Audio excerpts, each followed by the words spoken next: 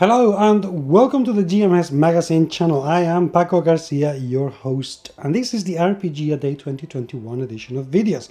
This is a series of videos that was inspired by the RPG A Day, an initiative that started Dave Chapman 8 years ago, long time ago, and in which we talk about role-playing games every single day during the month of August. And when I say we, I say the plethora of absolutely amazing people who are creating blog posts and podcasts and more videos and Twitter threads and Facebook posts and anything else that I have no idea is there because I only use those social networks.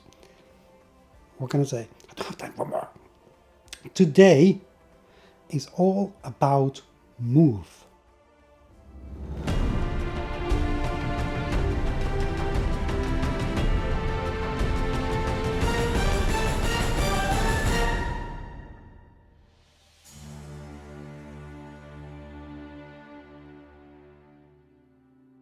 This could be a very wide interpretation of the word move, but I think we need to move on sometimes and move to different games.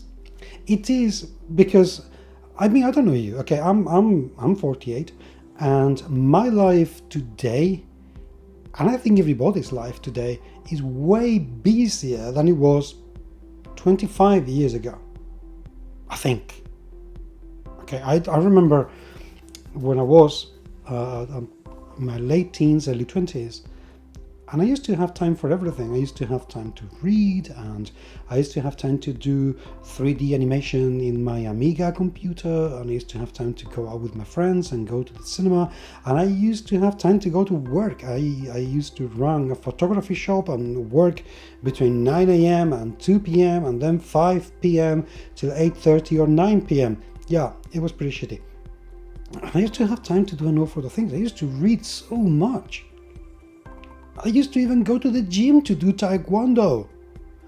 Nowadays, I get home after my 8 to 5 job, and I get home about 5:30 in the evening, and then boom, it's gone. I'm in bed. And it's a bit like, wait a second, what happened here? What happened? What? So I'm saying all of this because sometimes we just stick to the same game because we don't have time to go and explore all the games. We just don't. And we tend to stick with the game that we know and love. Also, to be fair, I think we tend to stick to the first game we play.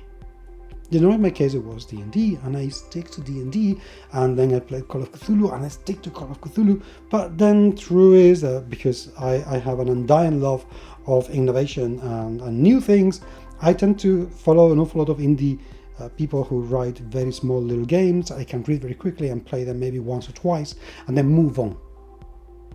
And I think that is a very enriching way of looking at the hobby. It works, and it helps an awful lot.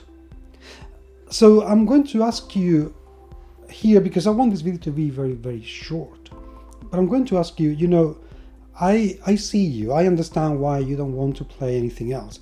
You're comfortable, you've spent a lot of time learning the game, you've spent a lot of time getting familiar with the kind of fun that you want to have.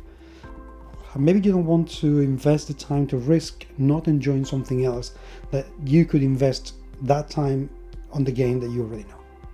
But I'm going to ask you to please give some opportunity to a smaller game, and I'm going to give you an example. Recently I got The Gardener is Dead. I'm going to do a review of this game, a full review of this game soon.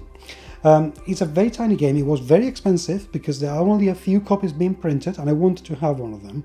So between postage and packaging and the game itself, it was £16, which is about 20 euros. That's a lot of money for a game that is 16 pages. Okay, it's a black and white 16 pages little booklet. It's a lot of money for it, but I wanted to have it. So the game is all about having describing the story of a gardener that is going to end up dying and leaving a note for the next gardener that comes along. And as I was reading this, I thought, oh my God,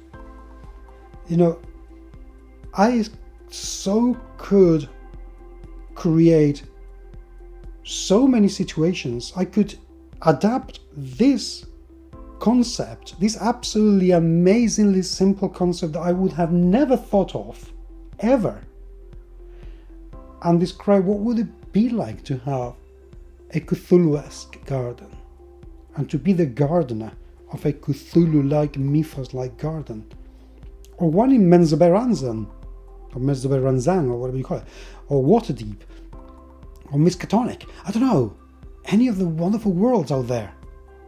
What would it be like to be a gardener in a Ghostbusters game? You can take so many ideas. It took me the best part of an hour to read that book. It was next to nothing. And my mind was really flooded with ideas. It was wonderful. 20 euros, very well spent. It's really well spent. So sometimes it pays off. So I'm going to ask you to please just take a look around. Just talk to people who play different games.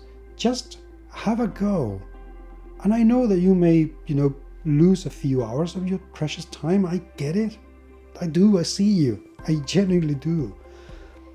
But trust me, when you see a gem, everything will be worth it. So let's move from game to game, even if it is just a couple of times a year. Let's see what happens. I'll talk to you tomorrow.